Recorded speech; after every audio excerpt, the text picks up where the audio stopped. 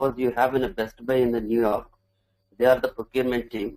They want to procure on behalf of other Best Buy stores across the country.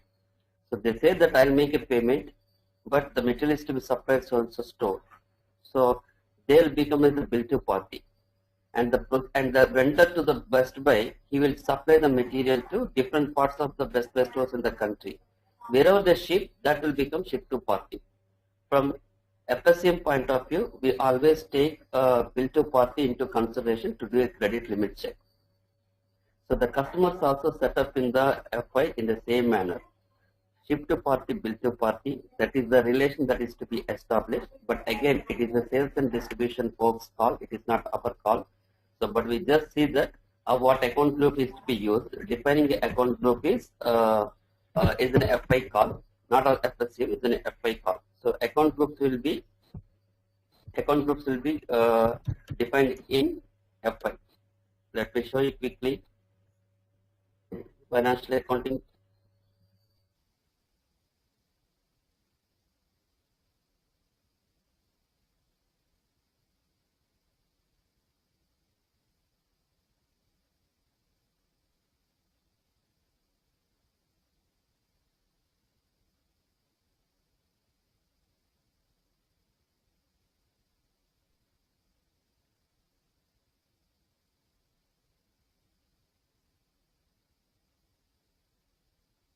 See, 0001 sold to party.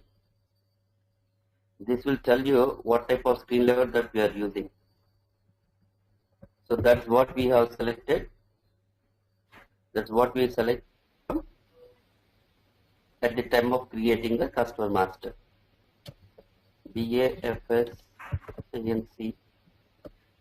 I'll put as BAFS.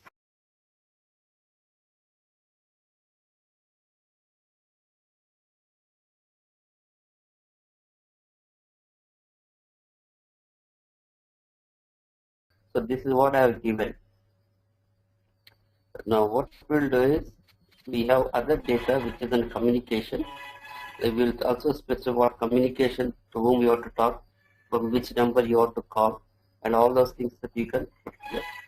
You can enter multiple telephone numbers. By adding here, you can enter multiple telephone numbers. Okay, and extensions also you can put here. Then we'll go to general control data.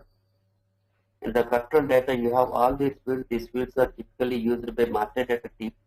You would not be using it, but the purpose is account control, vendor, trading partner. In case if your customer is also vendor, if you want to do any offsetting entries, that is the supplies what he made, and you can sell it to him.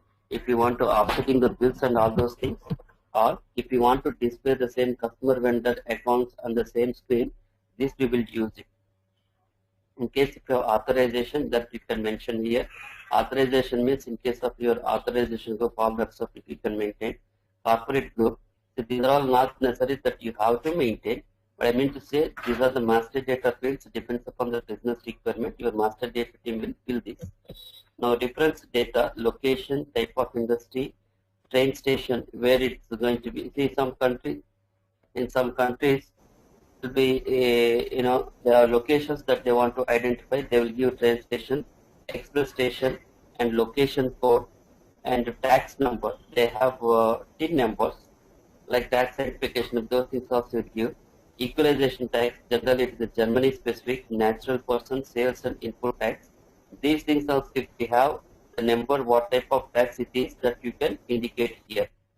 And similarly, physical address, country code, city code, VAT registration number, and anything that information that you want to share, you can put that in the control data, so that respective teams will be able to get this information. Now, payment transactions.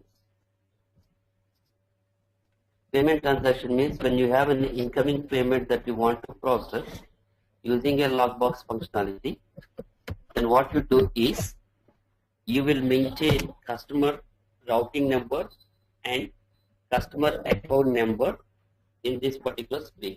What happens is when you are making a payment to your say something you purchased from Amazon.com, you purchased the item and you paid by check. Amazon.com says that across the US, like thousands of people are purchasing and they're making payment by check. These checks, Amazon cannot maintain the people, cannot maintain the resources or employees, where all your checks will be received, keyed into the system, and clear the invoice open items. It is not possible. If they have to do, they need thousands of people. They outsource the task to some external party.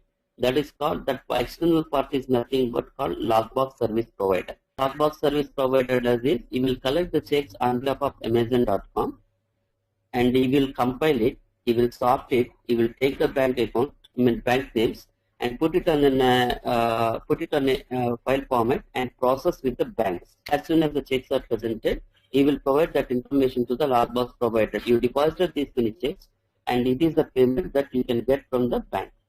And the Lockbox service provider, he will put all that information in the form of a file. That file can be either be a I2 file, or it can be an EDA file. EDI, electronic data interchange. It is a way of communication. Electronic data interchange, if you have that, then you need to have subsystems. Subsystems like Mercator, Gentron, whatever it is. They will get the flat file and convert that into EDI file format. Then IDOCs will be created in SAP. You have a program that will read the IDOC files and process that payments in SAP. So when the payments are processed, the system will create payment advices, and those payment advice, there is another program that automatically triggers, read the payment advice data and clear the customer open items automatically. That is the Lockbox functionality. Nothing but processing automatic incoming payments. Now the key thing what we have to see here is either BI2 file, either a flat file that comes from the Lockbox service provider, or IDOCs that comes from the service provider.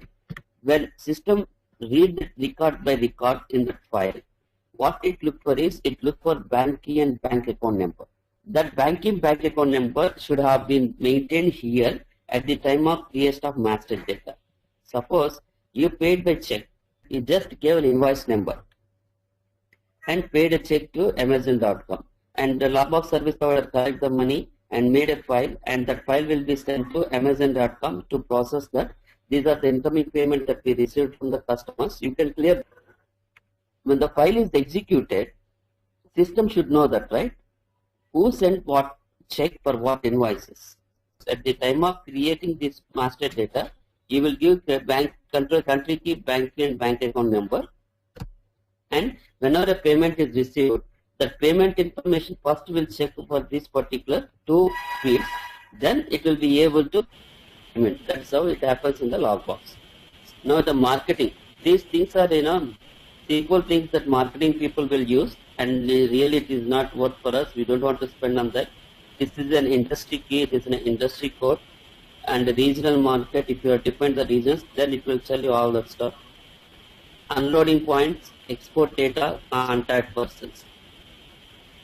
This is all about your international exports and imports. If you are doing the customer information that you want to maintain, you will maintain here. But this particular contact person data is important. Like the contact person, you can maintain home address, visiting hours, partner functions for that.